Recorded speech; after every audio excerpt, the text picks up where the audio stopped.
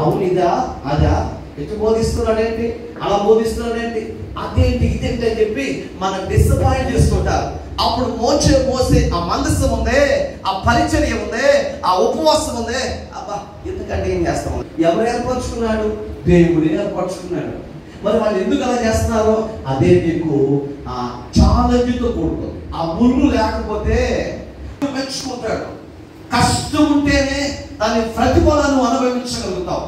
అందుకని దేవుడు శత్రువు నీ ప్రక్కనే ఉన్నారు, మిత్రులు నీ ప్రక్కనే ఉన్నారు. వివేకము కలిగి, దైవ జ్ఞానము కలిగి దేవుని సన్నిధిలో హింసపడును గాక చెప్పాడండి దేవుడు. యేసయ్య చెప్పాడు ఏమని? మరి వెళ్ళండి నాయన, వెళ్ళి ఏ ఇంటి వాళ్ళైతే చేర్చుకుంటారో ఆ ఇంటిని మీరు ఏం చేయాలంట?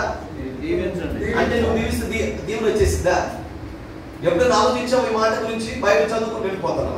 దేవుడు అంటాడు, నువ్వు వెళ్ళి ఆ ఇంటిని దీవించు. నా బ్రతికైపోయిందయ్యా, ఇంకెప్పుడు సేవ చేయాలి అయ్యా, నేను ఇంకా అనేక మంది దగ్గర నడిపించాలి, ఇలాంటి పరిస్థితి నాకెందుకు సంభవించిందని ఎన్ని రాత్రులు ఏడ్చుంటాడో, ఎన్ని రాత్రులు ఏడ్చుంటాడు. అట్లా ఏడవపోయినట్టయితే దేవుడు అట్లా గుడ్డిగానే తీసుకు అక్కడ పెట్టేసేవాడు.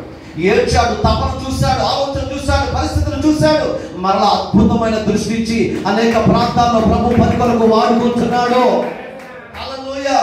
శ్రమ వచ్చినందుకు నిన్ను మెరుగుపరచడానికే, బాధ వచ్చినందుకు నిన్ను మెరుగుపరచడానికే, రోగం వచ్చినందుకు నిన్ను మెరుగుపరచడానికే, ఆర్థిక పరిస్థితి ఎందుకంటే నిన్ను మెరుగుపరచడానికే నీ భుజముల మీద దేవుడు